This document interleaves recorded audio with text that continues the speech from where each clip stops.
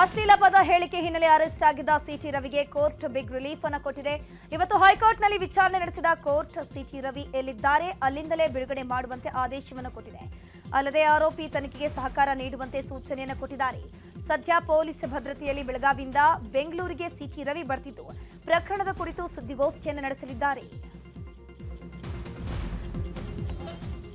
Follow ಮಾಡಿಲ್ಲ ಅಂತ ಹೇಳಿಕೊಂಡು ಜಸ್ಟಿಸ್ MG ಉಮಾ ನ್ಯಾಯಾಧೀಶರು ಅವರು ಒಂದು ಆರ್ಡರ್ ಕೊಟ್ಟಿದ್ದಾರೆ, saying that he has to be released immediately.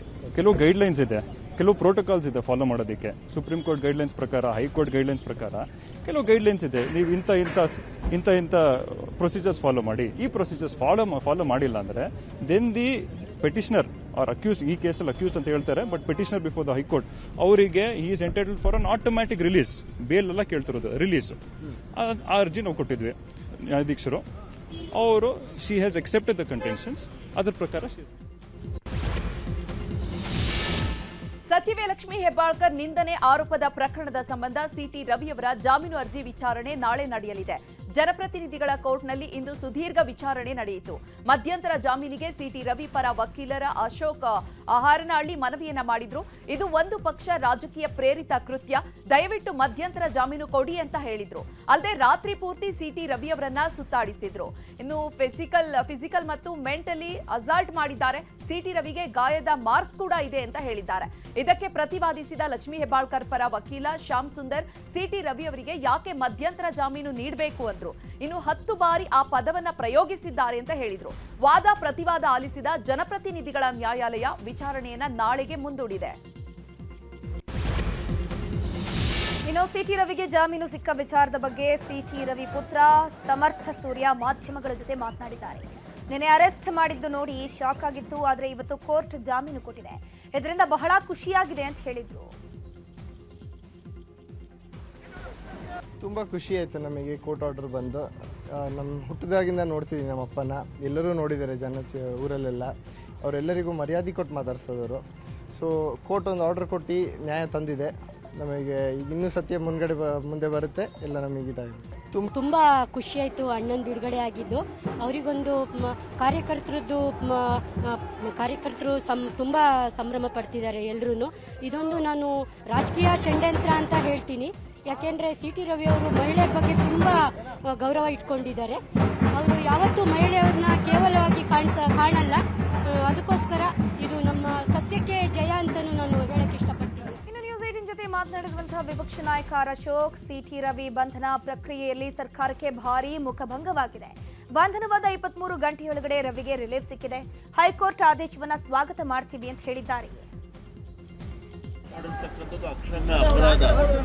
ಜೊತೆಗೆ ಪೊಲೀಸ್ ಅಧಿಕಾರಿಗಳ ವರ್ತನೆ ಏನಿದೆಯಲ್ಲ, ಸಿಟಿ ರವಿ ಅವರನ್ನು ನಡೆಸ್ಕೊಂಡಿರ್ತಕ್ಕಂಥದ್ದು ಹಲ್ಲೆನೂ ಮಾಡಿದ್ದಲ್ದಾನೆ, ಅವರು ಊಟ ಉಪಚಾರ ಏನೂ ಕೂಡ ಮಾಡ್ದಾನೆ ಇವತ್ತು ರಾತ್ರಿ 400-500 ಕಿಲೋಮೀಟರ್ ಸುತ್ತರಿಸಿ ಸುಸ್ತು ಮಾಡಿ ಒಂದು ಅದೇ ಹೇಳಿದಲ್ಲ, ಒಬ್ಬ ಉಗ್ರಗಾಮಿ ನಡೆಸ್ಕೊಂಡಿದ್ದಾರೆ. ಇದಕ್ಕೆ ಕಾರಣ ರಾಜ್ಯ ಸರ್ಕಾರ ಒತ್ತಡ. ಸಿಟಿ ರವಿ ಬಿಡುಗಡೆ ಆದೇಶದ ಹಿನ್ನೆಲೆ ಚಿಕ್ಕಮಗಳೂರಿನಲ್ಲಿ ಸಂಭ್ರಮಾಚರಣೆ ಮುಗಿಲು ಮುಟ್ಟಿದೆ. ಸಿಟಿ ರವಿ ಬೆಂಬಲಿಗರು, ಬಿಜೆಪಿ ಕಾರ್ಯಕರ್ತರು ಕುಣಿದು ಕುಪ್ಪಳಿಸಿದ್ದಾರೆ. ಸಿಟಿ ರವಿ ಪರ ಜಯಘೋಷವನ್ನ ಹಾಕುತ್ತಾ ಮಹಿಳಾ ಕಾರ್ಯಕರ್ತೆಯರು ಭರ್ಜರಿ ಸ್ಟೆಪ್ಸ್ ಹಾಕಿದ್ದಾರೆ.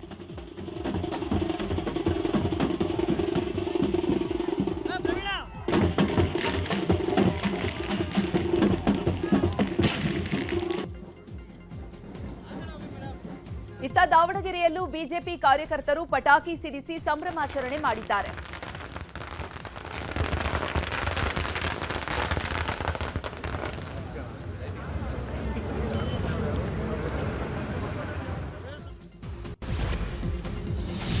ಬಿಜೆಪಿ ಎಂಎಲ್ಸಿ ಸಿಟಿ ರವಿ ಅವರನ್ನ ಪೊಲೀಸರು ಬೆಳಗಾವಿಯಿಂದ ಬಿಗಿ ಭದ್ರತೆಯಲ್ಲಿ ಬೆಂಗಳೂರಿಗೆ ಕರೆ ತರ್ತಾ ಇದ್ದಾರೆ. ಇನ್ನು ಒಂದೇ ಕಾರ್ನಲ್ಲಿ ವಿಜಯೇಂದ್ರ, ಆರ್ ಅಶೋಕ್, ಅರವಿಂದ್ ಬೆಲ್ಲದ್ ಕೂಡ ಬೆಂಗಳೂರಿಗೆ ಪ್ರಯಾಣವನ್ನು ಮಾಡ್ತಿದ್ದಾರೆ.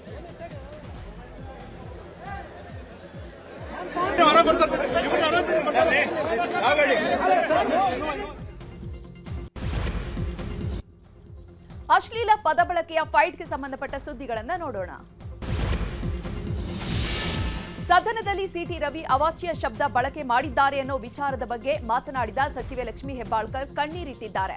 ಇಂದು ತಮ್ಮ ನಿವಾಸದಲ್ಲಿ ಸುದ್ದಿಗೋಷ್ಠಿ ನಡೆಸಿದ ಲಕ್ಷ್ಮೀ ಹೆಬ್ಬಾಳ್ಕರ್ ಕಣ್ಣೀರಾಕಿದ್ದಾರೆ. ಧರಣಿಯ ಸಮಯದಲ್ಲಿ ಅವರು ಅವಾಚ್ಯ ಶಬ್ದ ಬಳಕೆ ಮಾಡಿದ್ರು. ಸದನದಲ್ಲೇ ಈ ರೀತಿ ಮಾತನಾಡಿದ್ದಕ್ಕೆ ನೋವಾಗಿದೆ. ನಾನು ಈವರೆಗೆ ಯಾರಿಗೂ ಕಾಟ ಕೊಟ್ಟವಳಲ್ಲ. ನಾನು ಒಬ್ಬ ತಾಯಿ. ನನಗೆ ಅಪಮಾನವಾಗಿದೆ. ಯಾರಿಗೂ ಈ ರೀತಿಯ ಪದ ಬಳಕೆ ಮಾಡಬಾರದು ಅಂತ ಕಣ್ಣೀರಾಕಿದ್ದಾರೆ. ಡ್ರಗ್ ಎಡಿಕ್ಟ್ ರಾಹುಲ್ ಗಾಂಧಿ ಯಾಕೆ ಅಂತೀರಾ? ಹಾಗಾದ್ರೆ ತಾವು ಕೂಡ ಆಕ್ಸಿಡೆಂಟ್ ಮಾಡಿದಿರಲ್ಲ, ಹಾಗಾದ್ರೆ ತಾವು ಕೂಡ ಕೊಲೆಗಾರರಾಗ್ತಿರಲ್ಲ ಅಂತ ಅಂದೆ. ರಾಜ್ಯದ ಎಲ್ಲ ಮಹಿಳೆಯರನ್ನ ಪ್ರತಿನಿಧಿಸ್ತಾ ಇದ್ದೀನಿ. ಇಂಥ ಸಂದರ್ಭದಲ್ಲಿ ನನಗೆ ಆ ಮಾತನ್ನ ಒಮ್ಮೆ ಎಲ್ಲ 10 ಬರೆ ಹೇಳಿ ನನ್ನನ್ನು ತೇಜೋವಧೆ ಮಾಡಿದ್ರು. ಇದಕ್ಕೆಲ್ಲ ಹೆದರೋದಿಲ್ಲ. ನಾನು ಹುಟ್ಟಿದಾಗಿಂದ ಒಂದು ಇರಬೇಕು ಕೂಡ ಕಾಟ ಕೊಟ್ಟಂತವಳಲ್ಲ. ಸಿಟಿ ರವಿ ಬಂಧನದ ಬಗ್ಗೆ ಡಿಸಿಎಂ ಡಿಕೆ ಶಿವಕುಮಾರ್ ರಿಯಾಕ್ಷನ್ ಅನ್ನು ಕೊಟ್ಟಿದ್ದಾರೆ. ಮಂಡ್ಯದಲ್ಲಿ ಮಾತನಾಡಿರುವಂತಹ ಅವರು, ರವಿ ನಡತೆ ಸರಿನಾ ತಪ್ಪಾ ಅಂತ ಅವರ ಪಕ್ಷದವರ ಹೊರೆ ಹೇಳಿ, ಯಾವ ಘನ ಕಾರ್ಯಕ್ಕೆ ಬಂದ್ ಮಾಡ್ತಾರಂತೆ? ನಾನು ಸಿಟಿ ರವಿಗೆ ಜೀವ ಬೆದರಿಕೆ ಹಾಕಿದ್ರೆ ತನಿಖೆ ಮಾಡಲಿ. ಈಗಲಾದ್ರೂ ನಾನು ತಪ್ಪು ಮಾಡಿದ್ದೀನಿ ಅಂತ ಒಪ್ಪಿಕೊಳ್ಳಿ.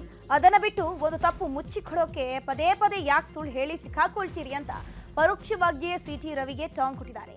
ಇನ್ನು ಇದೇ ವಿಚಾರವಾಗಿ ಸಚಿವ ಚಲುವರಾಯಸ್ವಾಮಿ, ಸಂತೋಷ್ ಲಾಡ್ ಹಾಗೂ ಸಿಪಿ ಯೋಗೇಶ್ವರ್ ಕೂಡ ಸಿಟಿ ರವಿ ವಿರುದ್ಧ ಕಿಡಿಕಾರಿದ್ದಾರೆ.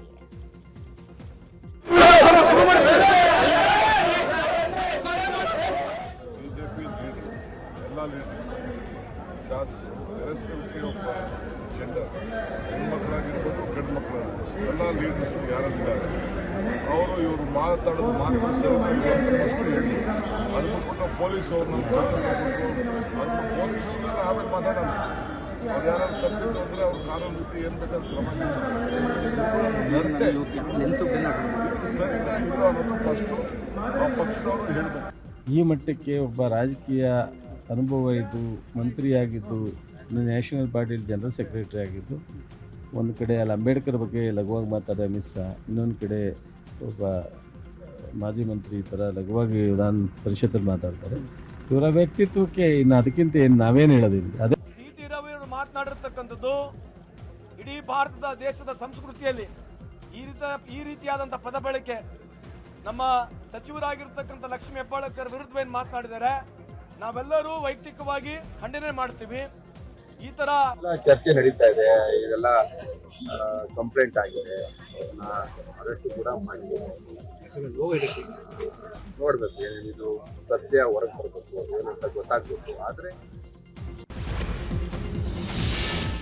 ಎಂಎಲ್ಸಿ ಸಿಟಿ ರವಿ ಬಂಧನವನ್ನ ಖಂಡಿಸಿ ರಾಜ್ಯಾದ್ಯಂತ ವ್ಯಾಪಕ ಆಕ್ರೋಶ ವ್ಯಕ್ತವಾಗಿದೆ. ಇತ್ತ ಪುತ್ತೂರಿನಲ್ಲೂ ವ್ಯಾಪಕ ಆಕ್ರೋಶ ವ್ಯಕ್ತವಾಗಿದೆ. ಮಾಜಿ ಶಾಸಕ ಸಂಜೀವ ಮಠಂದೂರು ನೇತೃತ್ವದಲ್ಲಿ ಪ್ರತಿಭಟನೆ ನಡೆದಿದ್ದು, ಸರ್ಕಾರದ ವಿರುದ್ಧ ಪ್ರತಿಭಟನಾಕಾರರು ಆಕ್ರೋಶ ವ್ಯಕ್ತಪಡಿಸಿದ್ದಾರೆ. ಇತ್ತ ಗದಗದಲ್ಲೂ ಭಾರಿ ಪ್ರತಿಭಟನೆ ವ್ಯಕ್ತವಾಯಿತು.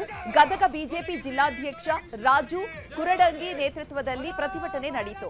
ಕಾಂಗ್ರೆಸ್ ಸರ್ಕಾರದ ವಿರುದ್ಧ ಘೋಷಣೆ ಕೂಗಿದ ಪ್ರತಿಭಟನಾಕಾರರು ಜಿಲ್ಲಾ ಕಾಂಗ್ರೆಸ್ ಕಚೇರಿಗೆ ಮುತ್ತಿಗೆ ಹಾಕಲು ಯತ್ನಿಸಿದ್ರು.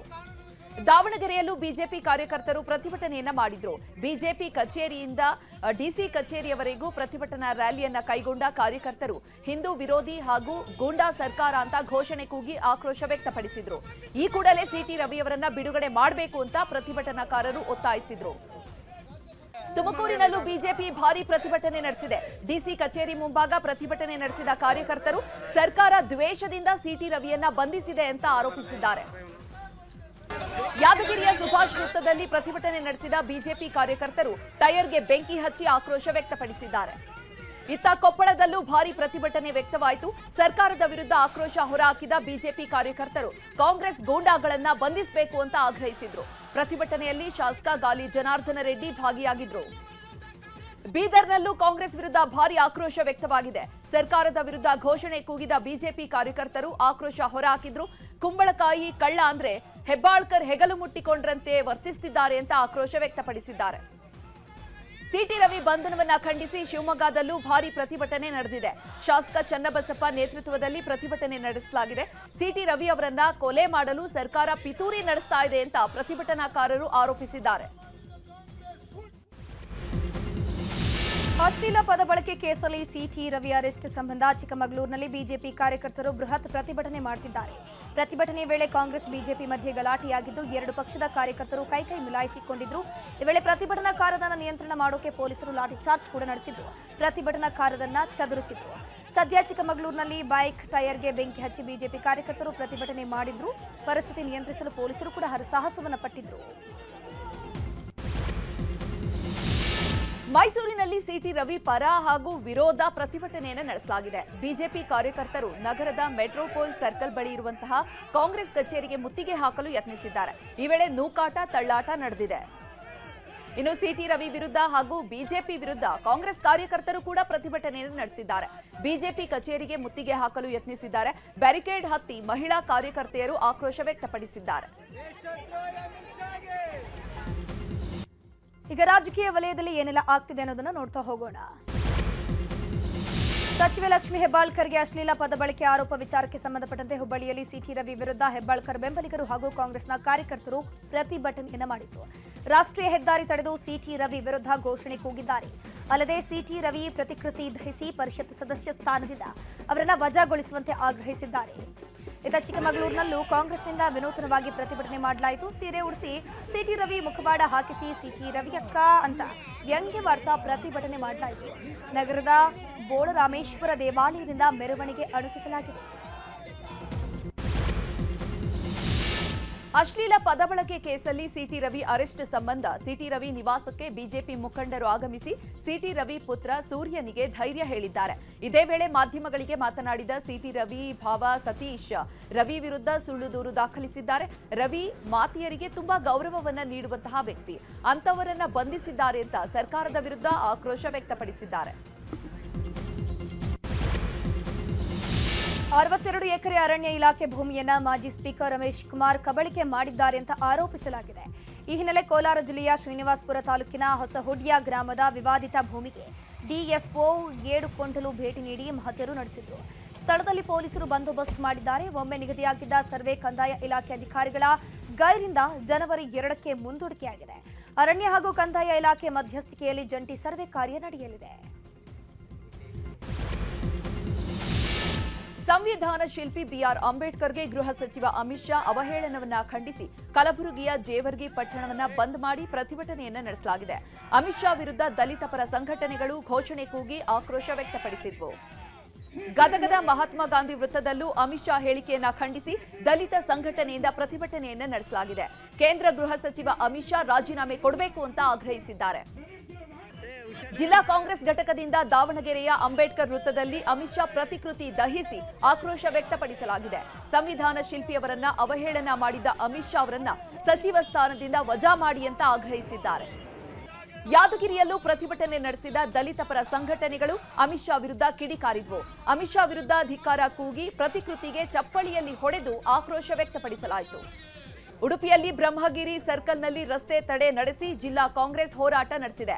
ಅಮಿತ್ ಶಾ ರಾಜೀನಾಮೆಗೆ ಆಗ್ರಹಿಸಿದ್ದಾರೆ.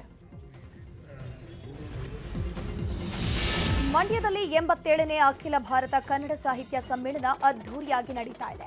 ಈ ಹಿನ್ನೆಲೆ ಕಾರ್ಯಕ್ರಮಕ್ಕೆ ಸಿಎಂ ಸಿದ್ದರಾಮಯ್ಯ ಆಗಮಿಸಿ ಉದ್ಘಾಟನೆಯನ್ನ ಮಾಡಿದ್ದಾರೆ. ಈ ವೇಳೆ ವೇದಿಕೆಯಲ್ಲಿ ಆದಿಚುಂಚನಗಿರಿಯ ನಿರ್ಮಲಾನಂದ ಶ್ರೀಗಳು, ಸಚಿವ ಚಲುವರಾಯಸ್ವಾಮಿ, ಎಚ್ಸಿ ಮಹಾದೇವಪ್ಪ, ಶಿವರಾಜ್ ತಂಗಡಗಿ ಸೇರಿ ಹಲವರು ಉಪಸ್ಥಿತರಿದ್ದರು. ಈ ವೇಳೆ ಕಾರ್ಯಕ್ರಮವನ್ನು ಉದ್ದೇಶಿಸಿ ಮಾತನಾಡಿರುವಂತಹ ಸಿಎಂ ಸಿದ್ದರಾಮಯ್ಯ ಕನ್ನಡ ಅಸ್ಮಿತೆ ಕುರಿತು ಭಾಷಣ ಮಾಡಿದ್ದಾರೆ.